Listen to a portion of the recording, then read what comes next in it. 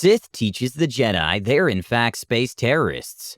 Hi everyone, All Things D&D is back with another story. Robe-wearing, lightsaber-wielding, magic-using space cultists try to take down an empire that just wants to bring peace and prosperity to the galaxy. Bunch of jerks if you ask me. Or I'm wrong and you can tell me why. But after listening to this story, you may just change your mind. The DM made everyone in the party be Force-sensitive. My character idea was that I was a criminal from the Empire that was hiding out by being a janitor/maintenance technician. I did nothing to break cover, damn near. Here's how the campaign went for my poor janitor. The entire party meets up through a series of increasingly bizarre circumstances. We're all Force-sensitive and flying an earlier model of Han Solo's type of cargo runner, slower but with more cargo space. The setting is the Rebellion. The last party member to show up is a Jedi who's been running from the Empire since the fall of the Republic. He thinks that the Force has brought us all together and begins training us in the way of the space samurai. Well, everyone except me. I have too many mundane duties that keep me from training. One of the members of the party, a spoiled rich snob being brilliantly played by one of the nicest female gamers I've ever met, decides that she wants someone to spar against using the newfound magic powers. Her character keeps pushing the Jedi, trying to toy around with the dark side without being serious, kiddie type of shit.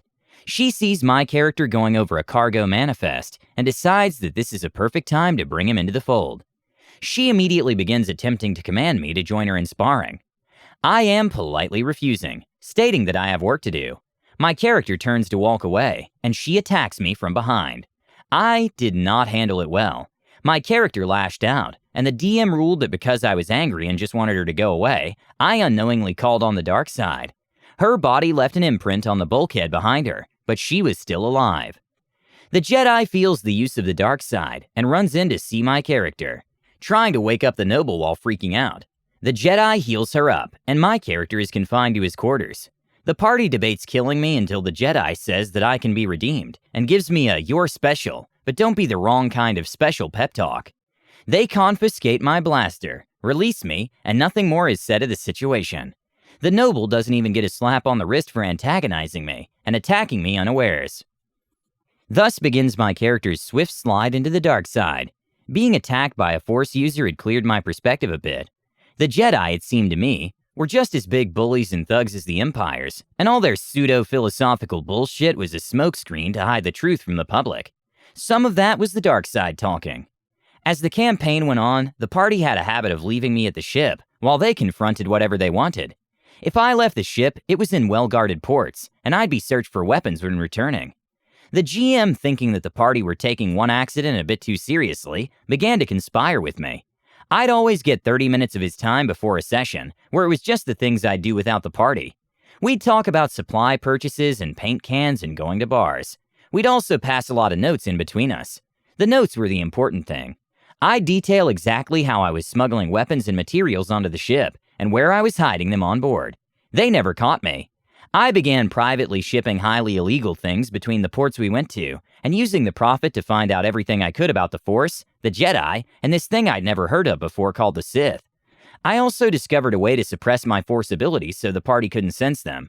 While the party was growing into capable Jedi, I was learning everything I could about the Force, and different cultures' take on it.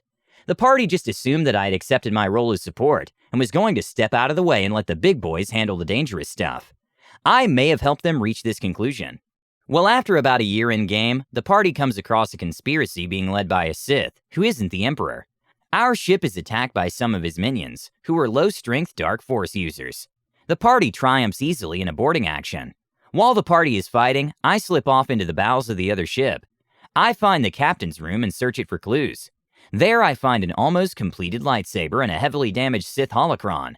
I swipe the both of them, disabling the other ship's engines, and return before anyone had realized I had left.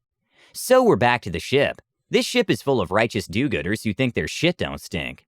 After a year of living with Jedi and that casual arrogance they display because of their powers, the holocron was a godsend. Even in the state it was in, I managed to download a massive amount of information into several network data pads I had hidden in a light fixture in my room. The holocron itself I launched out of an airlock, so no one could find it. I had the information I needed. While the rest of the party chased leads, I fought incredible battles. My character was still only let off the ship to buy supplies and move cargo. Even with the quest going on, I had argued that we needed cargo to cover the ship's expenses, except this time there was no smuggling or information gathering. I would buy the supplies, and then spend the rest of my time putting into application the things I had learned from the holocron. Anatomy lessons? No one will miss that Twi'lek girl. Practicing the Force? Set up a gang war by murdering the leader of one gang and blaming it on the other. My powers of persuasion had become considerable. I finished everything I needed for my lightsaber. Everything I needed to learn about lightsaber combat, I learned by secretly recording the Jedi while they trained, going over the tapes, and seeing their weaknesses. My party didn't think I knew how to use anything larger than a pistol. I should mention that no one in the party, even the original Jedi, had any inkling I was anything other than the mechanic/janitor. They would confront me about it IRL, ask me if I was having fun, or if I wanted to make a new character. I'd say no, that being this guy was actually a great time for me, and it was a change of pace to be a spectator to the legendary events instead of a participant. 6 more months of game time go by. The Jedi, who at this point were getting stupidly powerful, had finally discovered where the leader of this conspiracy was hiding out. His goal, it seemed, was to kill the Emperor and claim the title of Sith Lord, as well as dominion over the galaxy. Of course, they raced to stop him. We get to the hideout of the big bad evil guy. The party actually takes me with them, giving me a blaster cannon and a short speech about staying away from the main fighting. I accept and tell them I exit the ship with a data pad, the blaster, and a small backpack. The party gets a little chuckle on how silly my character looks. I was a short, slim male human who was beginning to go bald and had a belly I could never get rid of. I looked like a shorter version of Dale from King of the Hill. The battle is engaged. The party is fighting mercenaries, battle droids, and dark forces users in an all-out melee. I'm standing in the back shooting at the bigger things with my cannon. The party mops up the minions pretty easily. When the fight's over, the building they're looking at collapses. Standing in front of it is the big bad evil guy and 5 of his elite guards. We had 6 party members, so it matched up. The party and the big bad evil guy get into what I can only term as a monologue off. The big bad evil guy would say something inane about evil, and one of the Jedi would counter them with a short speech of his own. It was all very Dragon Ball Z-esque, and it lasted 3 hours of real time. When they all finally ran out of cringeworthy cliches, the final battle began. Lightsabers and force powers are on display like it's the 4th of July. Lightning is shooting everywhere, and chunks of masonry are floating out at high velocities. I put down my cannon and begin tapping into my datapad. This datapad was interesting. I had spent a lot of money upgrading its hardware, as well as giving it a remote connection to the ship's systems.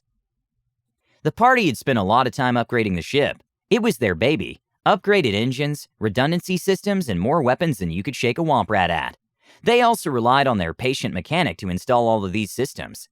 The remote access capability of the datapad essentially made the ship operate by remote control. I moved out of the way and had all the ship's weapons unloaded into the fight. The entire party stops what it's doing and looks at me out of game. I poker face the lot of them and say, "What? You wanted me to help?"